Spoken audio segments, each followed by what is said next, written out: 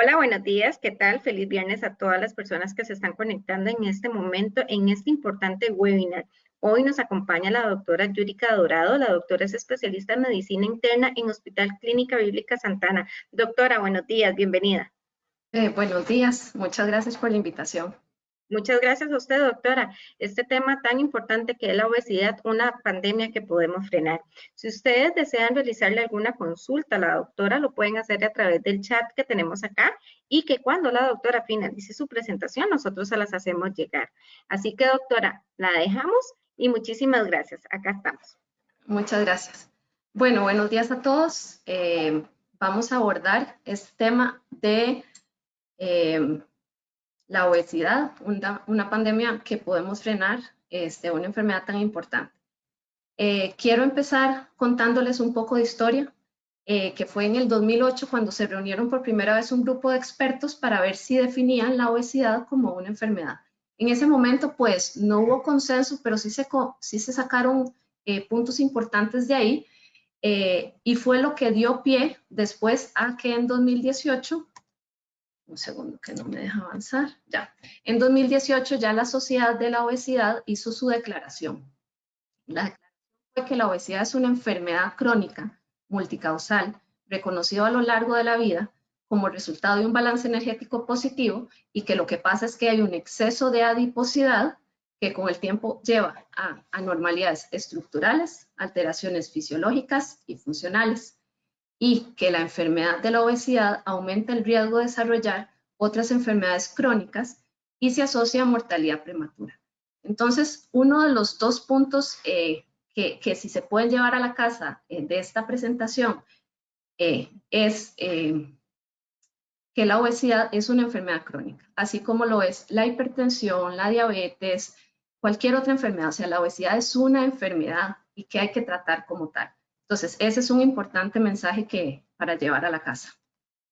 Entonces, para hablar un poco de números, la obesidad ya sobrepasó al fumado como la causa número 1 de enfermedad y discapacidad prevenible. La obesidad en adultos se asocia a una esperanza reducida sorprendente de la esperanza de vida, y se ha sugerido que el aumento constante en la esperanza de vida que hemos observado en las últimas 2 décadas podría terminar dado el aumento de la prevalencia de la obesidad.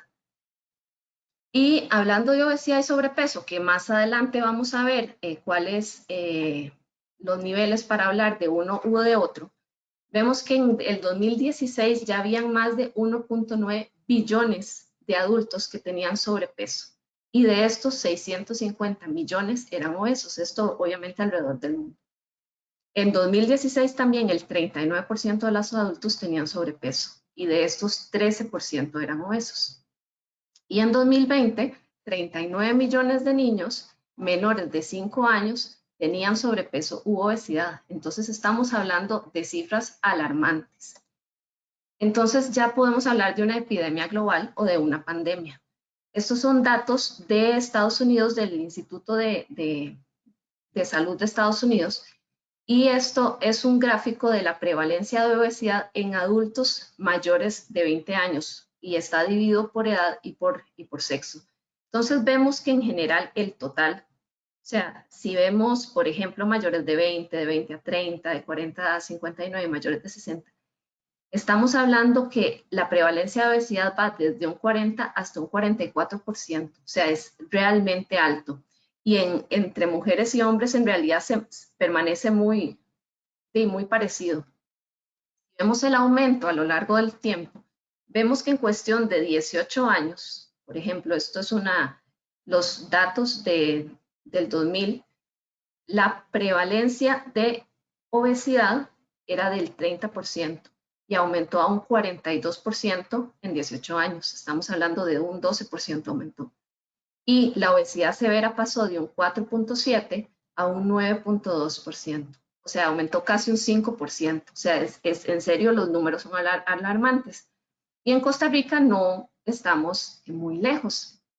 Esto es una frase literal tomada de la página de la Escuela de Nutrición de la Universidad de Costa Rica, donde dice que en menos de 60 años Costa Rica pasó de tener una nutrición superior al 50% a un índice de obesidad del 34%. Y estos son datos de 2014 a 2016 en Centroamérica, donde todavía tienen índices altos de desnutrición y están luchando con eso, y Costa Rica no, más bien todo lo contrario. Entonces realmente nos tenemos que poner a pensar en eso. Esta es una encuesta del Ministerio de Salud del 2018, aquí en Costa Rica, de colegiales. Y vemos que el sobrepeso se vio en un 19% de los chicos colegiales y en un 20% de las chicas. Y obesidad en un 16% de los hombres y 11% de mujeres. Estamos hablando que entre hombres se vio una prevalencia de un 35% de sobrepeso y obesidad, y en las chicas de un 31% aproximadamente. Entonces, ¿qué es eso del índice de masa corporal? El índice de masa corporal es una medición que hacemos para definir si una persona es obesa o no. Obviamente, como todas las mediciones, no es perfecta, sin embargo, nos da una aproximación bastante buena, y es actualmente lo que se usa a nivel mundial como es la medida, digamos, una de las dos medidas que más se usa para esto.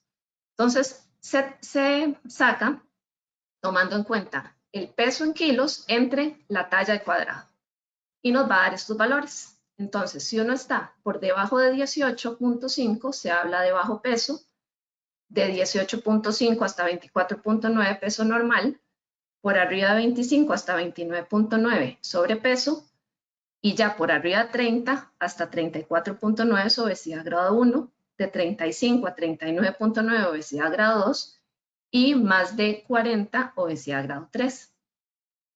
También se mide la circunferencia abdominal. ¿Por qué? Porque tiene una correlación de la grasa intraabdominal. La grasa intraabdominal, o la grasa visceral también se llama, es la grasa que está cerca de los órganos. Y esto es un tejido activo. ¿Qué quiere decir tejido activo? Que produce un montón de sustancias malas para el cuerpo. ¿Ok? Esta medición de la circunferencia abdominal provee una información de riesgo independiente que no toma en cuenta siempre el índice de masa corporal, porque el índice de masa corporal se puede haber influenciado, por ejemplo, con alguien que hace muchos pesos, que tiene mucho músculo, ¿verdad? Y obviamente el índice de masa corporal va a estar aumentado, pero a costa de músculo. Entonces, la circunferencia abdominal, por eso es que provee información diferente.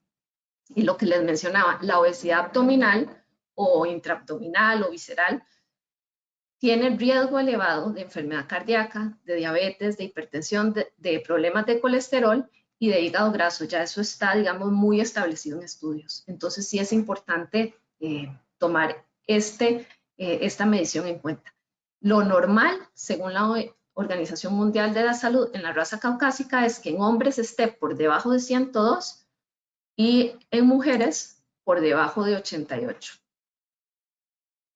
Hay otras mediciones, como por ejemplo la grasa corporal total, que no se usa tanto en la práctica clínica de rutina, todavía no se ha estandarizado los porcentajes normales, pero pues sí, algunas nutricionistas, fisioterapeutas y eso sí lo utilizan, pero en la práctica clínica las dos mediciones que más se utilizan son el índice de masa corporal y la circunferencia abdominal.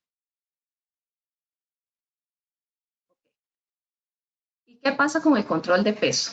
Ok, el control de peso es un equilibrio entre la ingesta y el gasto energético, pero está condicionada por múltiples factores. Entonces, es un equilibrio entre lo que consumimos, alimentos y bebidas, y lo que gastamos, entre las funciones corporales y la actividad física. Sin embargo, esto tiene muchos factores, por ejemplo. Esto depende del hambre, depende de la saciedad.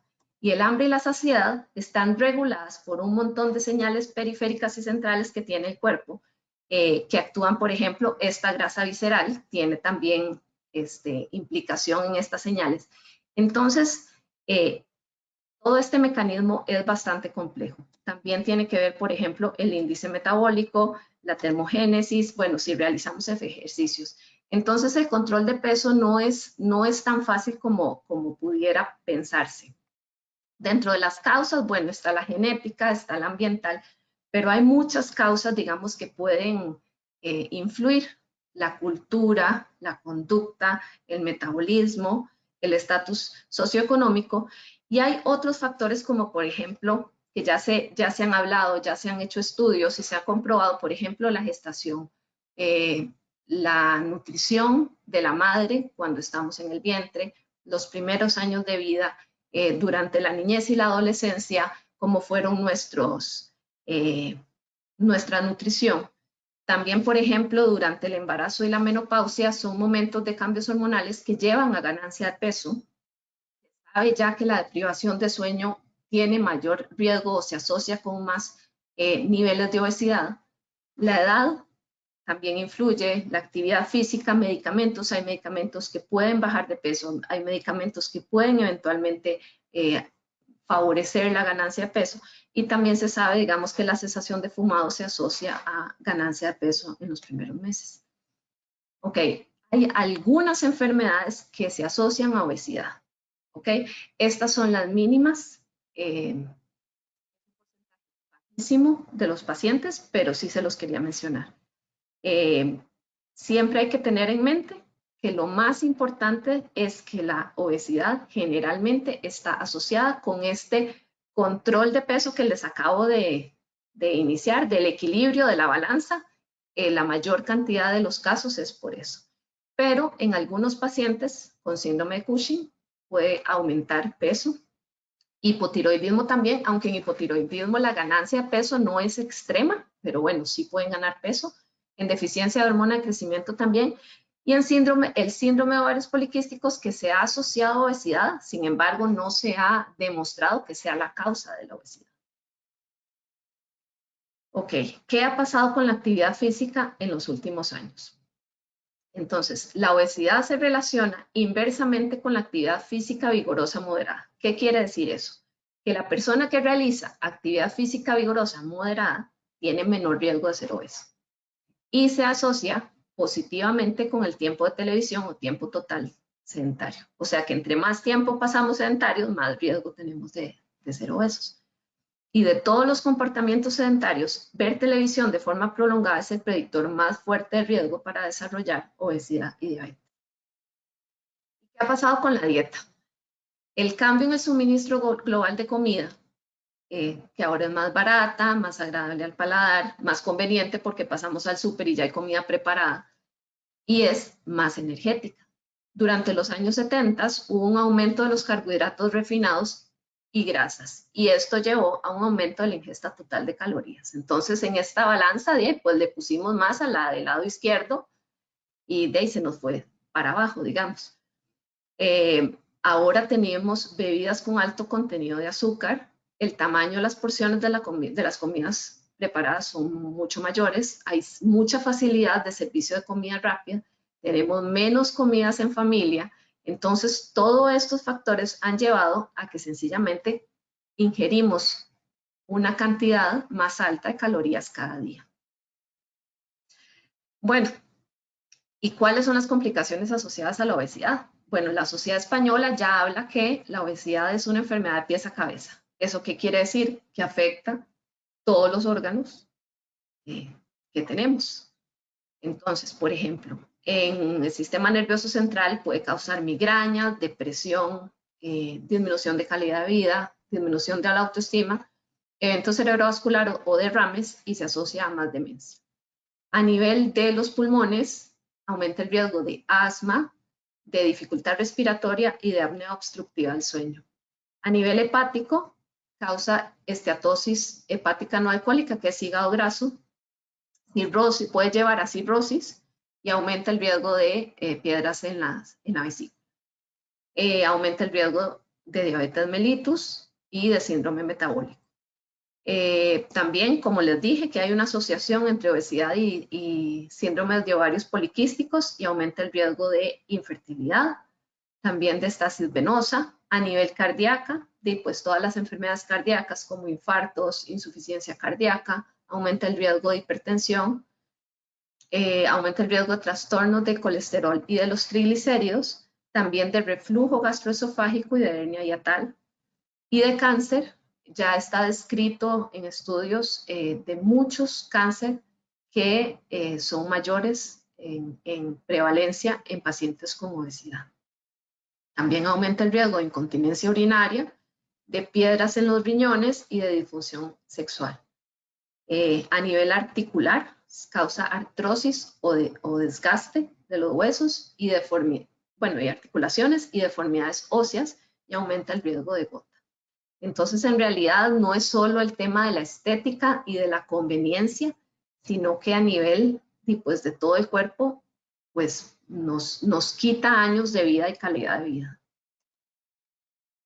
Ya hay una relación entre obesidad y diabetes tipo 2, y esta asociación se ha visto en todos los grupos étnicos. La ganancia de peso después de los 18 años aumenta el riesgo de diabetes. Y se ha visto que la pérdida de peso se asocia a una disminución del riesgo de diabetes. Y se presentan niveles altos de insulina y resistencia a la insulina.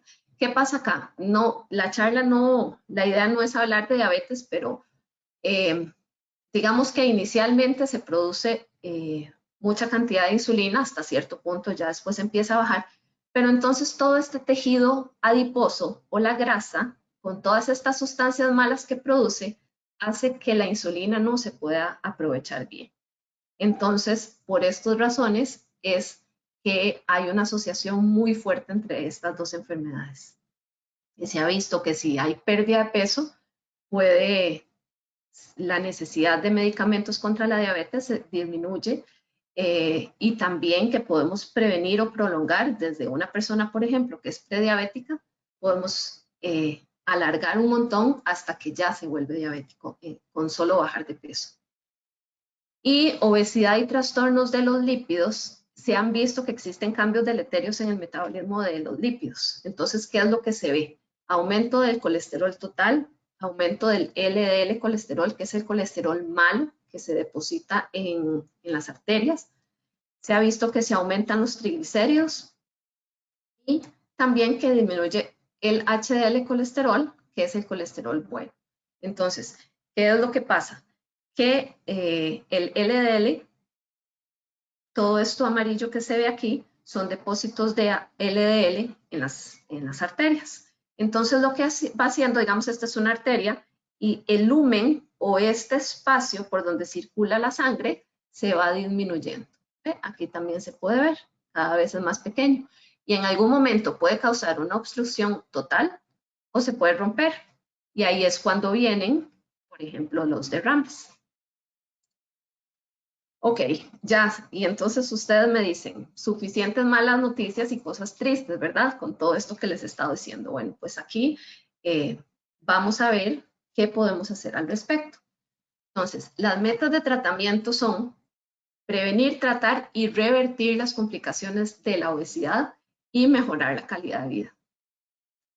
Y como les digo, revertir con esto del azúcar, eso mismo se puede ver con la presión, por ejemplo. Hay pacientes que necesitan hasta 3, 4 medicamentos para la presión y cuando bajan de peso, muchas veces se les puede disminuir también el número de medicamentos. Los beneficios de salud se han reportado desde pérdidas de peso de 5% del peso corporal. Yo les digo a mis pacientes que el cuerpo es muy agradecido.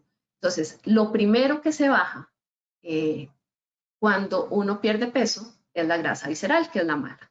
¿Ok? Entonces, ya con pérdidas de peso de 5% ya se van a ver beneficios metabólicos. No solo la persona se va a sentir bien, sino que ya se van a ver los beneficios. Y esto hay que mentalizarse, por ejemplo, yo siempre le digo también a los pacientes, ¿cuántos años llevan ganando peso? 5, 10, 15, 20. Hay pacientes que me dicen, no, doctora, pues desde que era adolescente, ok, 20 años, 30 años. No podemos pretender bajar de peso en 6 meses, ni en un año, ok, no es real y no es la meta. Ok, la meta inicial va a ser de un 7 a un 10% y ya eso, digamos que es difícil alcanzarlo, pero como dice acá, ya con un 5% se van a ver todos los beneficios metabólicos. Y puse esta foto, esta caricatura porque me gustó mucho. ¿Qué vemos acá? Acá está el paciente. El paciente es el centro del tratamiento. ¿Por qué? Porque es el que toma la decisión. Nadie puede tomar esta decisión por él.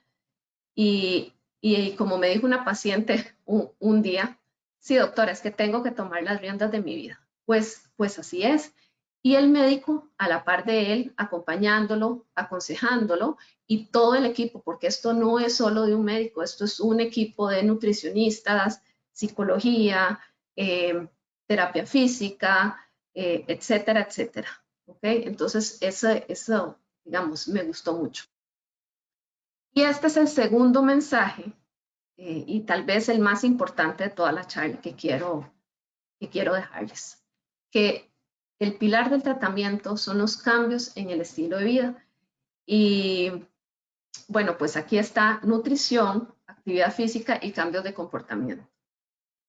Esto es importante porque si no hacemos esto, no va a haber un cambio y el cambio tiene que ser profundo, hay que tener un cambio de mentalidad, hay que cambiar el enfoque y tenemos que hacer las cosas diferentes. Desde cómo hago las compras en el súper hasta qué actividades físicas hago en el día, cómo puedo dar más pasos, cómo puedo ejercitarme más. Entonces, por ejemplo, con esto de nutrición, definitivamente hay que ir donde una nutricionista, porque ella nos puede ayudar mucho. Por ejemplo, nos puede ayudar a leer las etiquetas, a tener noción de cuáles son los productos, cuáles son las calorías que necesito, cuántas porciones puedo comer a lo largo del día para que adapte a mis gustos y mis necesidades, que si estoy en el trabajo y en este momento no puedo hacer una merienda, ¿qué puedo hacer? Etcétera, etcétera. La nutricionista es súper importante acá, ¿ok? Después la actividad física, idealmente con un profesional. Yo entiendo que esto obviamente es costoso, pero si no hay planes, o sea, se puede hacer planes de ejercicio para que lo siga la persona sin tener que ser algo, digamos, tan costoso. Y los cambios de comportamiento, definitivamente se necesita también un profesional que ayude en este campo.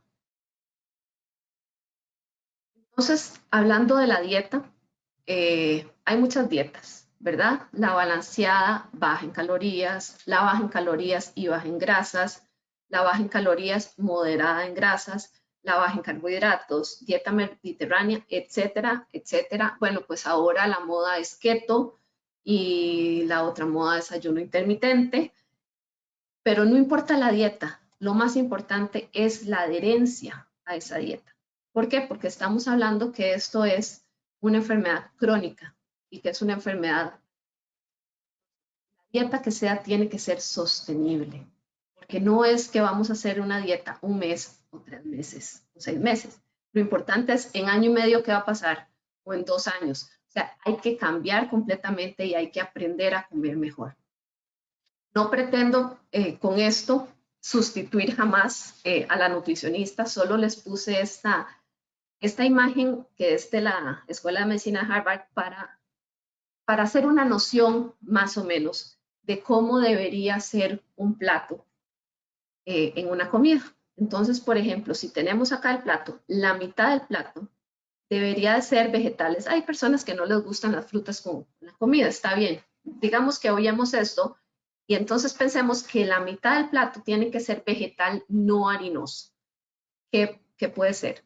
Lechuga, repollo, tomate, pepino, brócoli, coliflor, chayote, zucchini, berenjena, etcétera, etcétera. ¿Ok? No harinosos, aquí no va la papa ni la yuca, etcétera. Un cuarto del plato, las harinas, idealmente integrales. ¿Ok? Ahí se puede, todo lo que quieras, que todo se puede comer, el punto es la porción. Entonces puede ser arroz, frijoles, tortilla, papa, pasta, ok. Y acá la proteína saludable. Saludable quiere decir que no, pues, no con grasa, entonces puede ser carne magra, pollo, el mismo cerdo, pero la parte obviamente magra, pescado, huevo, etcétera. Bueno, acá también habla de legumbres, perdón, de leguminosas y ya eso se lo tienen que preguntar al nutricionista para no entrar en conflictos porque muchos casos se cuentan como harina, pero bueno, eso ya hay que individualizar. Aparte de eso, el vaso de agua no dice fresco azucarado, ni dice, ¿verdad?, bebida azucarada.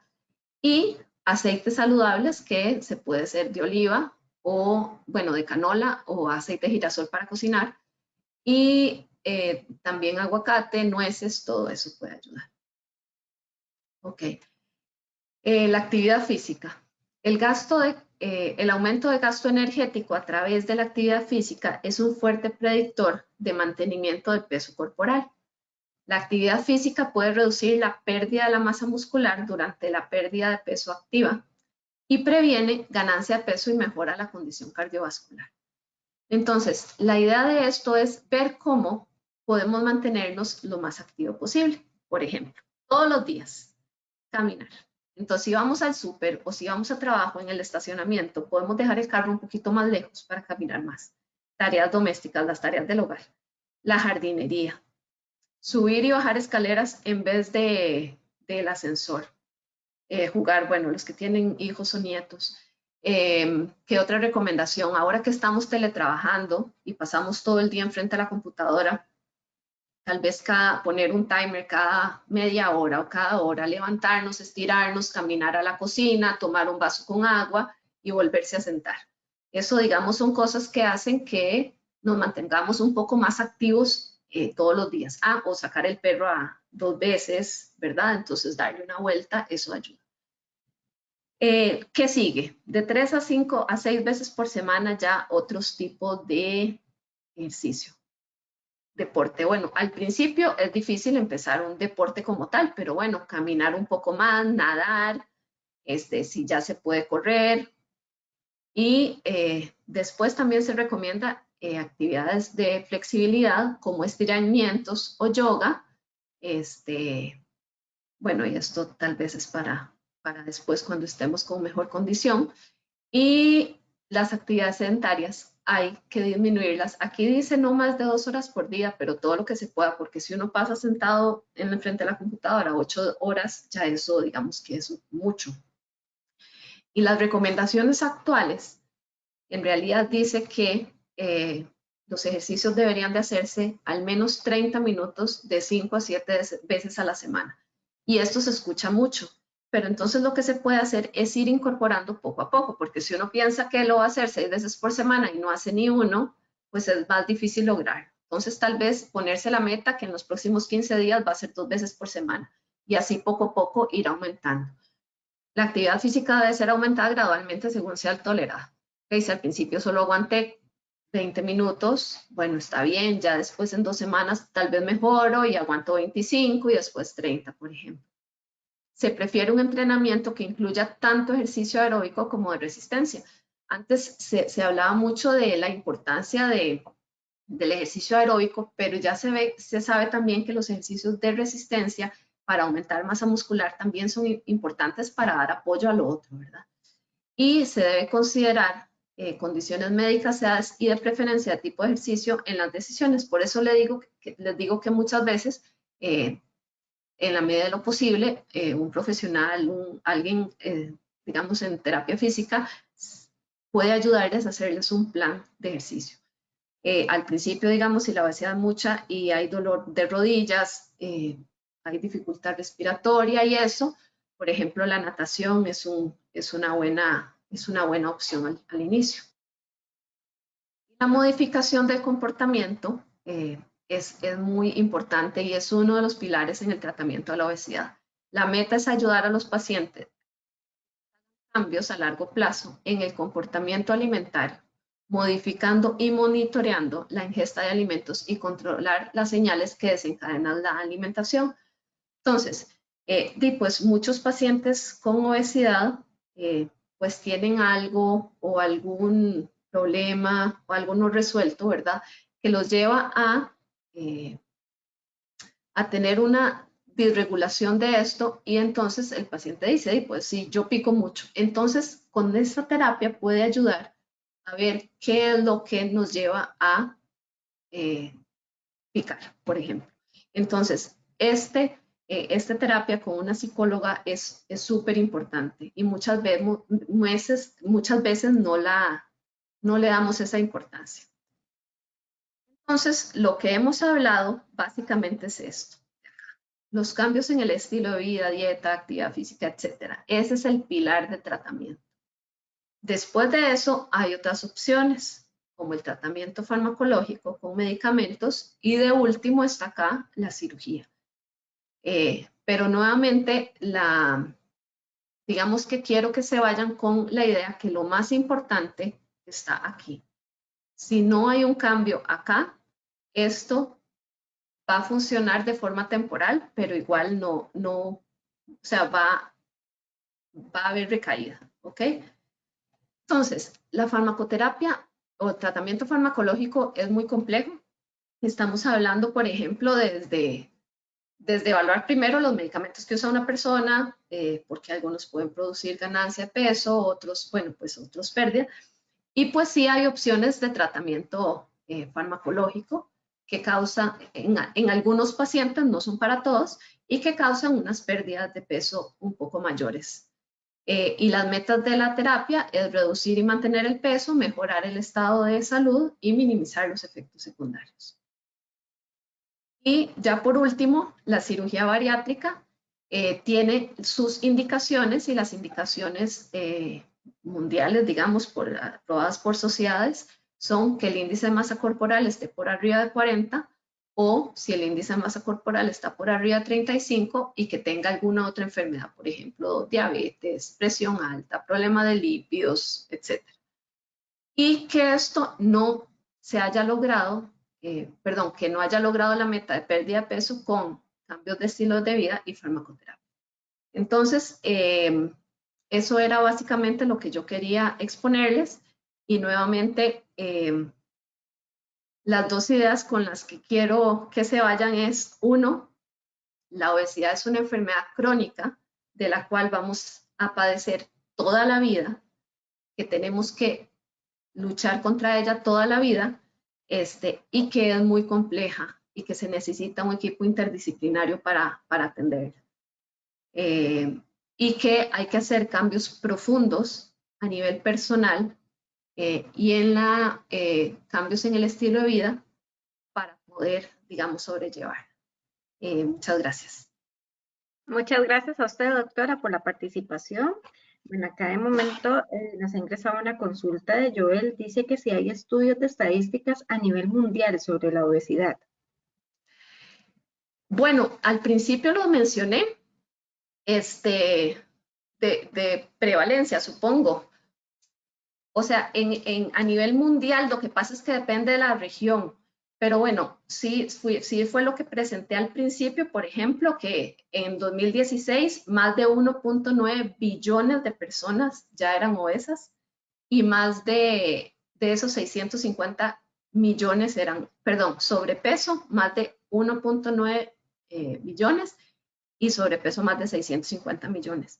Y obviamente en algunas pues, regiones no hay tantos estudios, pero la prevalencia, por ejemplo, como les mencionaba, en Estados Unidos es del 40%. Muchas gracias, doctora. Pablo Ballesteros nos dice, en el 2014 llegué a pesar 146 kilos, actualmente peso 91 kilos, pero estoy estancado. ¿Qué me recomienda para poder acelerar el metabolismo, doctora? Ok, bueno, lo felicito primero que todo, porque pérdidas de peso de esa magnitud que estamos hablando, así de más del 30%, es difícil, y lo más difícil es mantenerse. Por eso les insistí en que esta es una enfermedad para la vida. Dicho esto, como les mencioné también, el predictor más importante de mantenimiento de peso es el ejercicio. Entonces, pues habría que ver si está realizando ejercicio físico o si se puede aumentar por ahí.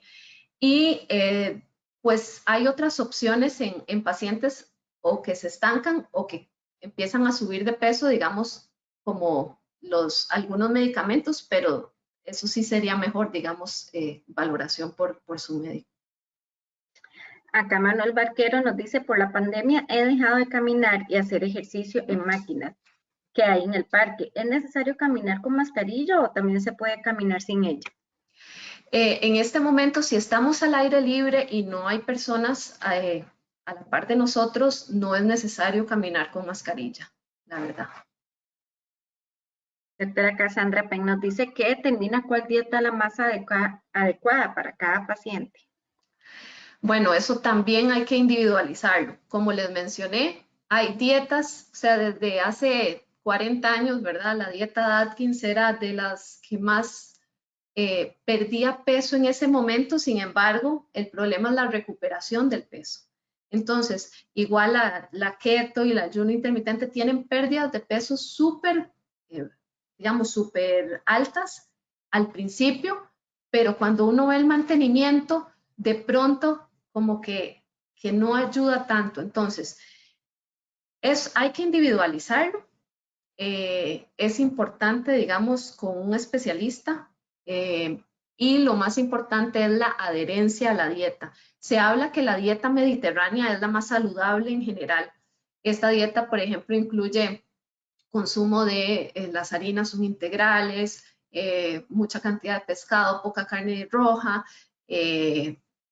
también nueces y aceite de oliva, ¿verdad? Esos son, digamos, un tipo de dieta y se ha visto mayor beneficio con esta dieta. Sin embargo, el mensaje mío es, todo depende de la adherencia, porque es a largo plazo. Acá Paula Gutiérrez nos dice, ¿por qué no hay estadísticas recientes en Costa Rica? De seguro los resultados hoy en día son muy diferentes a los del 2016. Estoy de acuerdo. Cada vez, pues esto va aumentando a nivel mundial y Costa Rica no es la excepción. Y en parte por cambios pues, en la dieta y ahora con la pandemia, obviamente, esto tuvo que haber aumentado. Doctora Carlos Mary Villarreal nos dice, buenos días, estoy en prediabetes. Me envían metformina, 3 metforminas al día, estoy caminando 3 veces por semana y haciendo zumba 2 veces por semana, pero me da mucho apetito. Bueno, sí, eso es parte del mecanismo, digamos, en las personas obesas. Pues ahí lo que podría ayudar es identificar en qué momento tiene el apetito, ver si está haciendo los 5 tiempos de comida, si se puede hacer una merienda antes del momento, digamos, de mayor apetito para evitar el piqueo, por así decirlo. Y pues habría que ver varias estrategias en ese caso particular. Doctora, acá la última consulta de Ana Solís y nos dice que se debe que una persona se estanque con su peso si realiza ejercicios y come bien. Eso va a pasar, perdón, ¿está hablando en una persona obesa o en una persona con peso normal? Bueno, acá no nos comenta, si tal vez nos puede... Asumamos que es en una persona obesa, eso llega a pasar en la mayoría de las personas. Acá ¿Okay? nos dice que no, que es un peso de 70 kilos para una mujer. Sí, bueno, pero si mide de 1,60 va a estar en sobrepeso. Eso es algo muy frecuente en las personas obesas y se ve, digamos, en todas las dietas, ¿verdad? Que hay una pérdida de peso al principio, que se hace ejercicio, pero hay un estancamiento. Entonces, hay veces con la nutricionista y de la mano con la nutricionista, se varía un poco la dieta, se bajan un poco las calorías como para volver a activar un poco y ahí hay otra vez pérdida de peso y se puede mantener un poco más, por ejemplo, pero nuevamente, casos particulares es mejor con ayuda de un profesional. Doctora, muchísimas gracias por la participación. Bueno, estas son las consultas que nos han ingresado. También agradecerle a todas esas personas que se conectaron el día de hoy y recordarles que esta charla la pueden volver a ver e incluso compartir con más personas a partir de mañana o ya hoy en la tarde, que se encuentran en las plataformas del hospital, en el canal de YouTube y en la página de Facebook. Doctora, muchísimas gracias a usted por la participación. No, muchas gracias a ustedes por la invitación. Hasta luego, feliz día. Hasta luego.